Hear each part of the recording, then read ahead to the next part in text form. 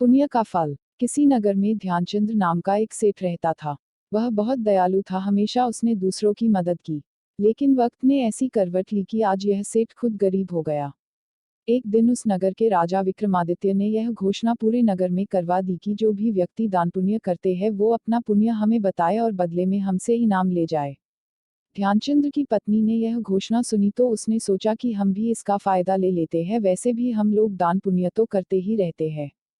ध्यानचंद ने जब राजा की घोषणा सुनी तो उसने निश्चय किया कि वह भी राजा के पास जाएगा और अपने दान पुण्य के बारे में बताएगा।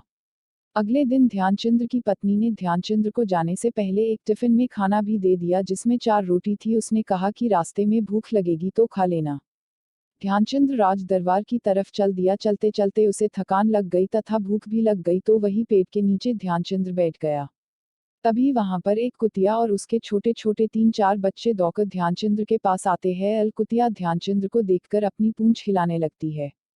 ऐसा लग रहा था कि बेचारी बहुत भूखी हो और खाना मांग रही हो।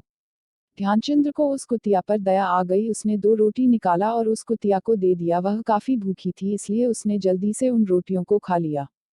फिर भी उसकी भूख नहीं मिटी और वह फिर से ध्यानचंद को देखते हुए अपनी पूंछ हिलाने लगती है। ध्यानचंद सोचता है कि लगता है अभी इसका पेट नहीं भरा, इसके 4-5 बच्चे भी होंगे जो इसका दूध पीते होंगे। यह सोचकर ध्यानचंद ने बाकी बचे 2 रोटी भी उस कुतिया को दे दिया। कुतिया रोटी खाकर वहां से चली गई।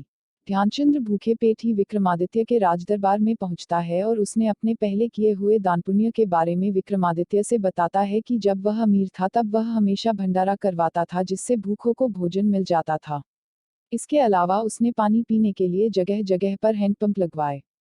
यह सब सुनकर राजा ने कहा कि यह सब तो कुछ भी नहीं है, यदि आपने और कोई दान पुण्य किया हो तो उसे बताइए।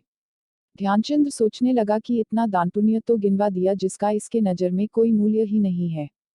ध्यानचंद ने विक्रमादित्य से कहा कि इसके अलावा हमने कोई दान पुण्य नहीं किया है, अब हमें चलने की आज्ञा दे। तभी विक्रमादित्य का एक सैनिक आता है और विक्रमादित्य को सुबह वाले दान पुण्य के बारे में बताता है।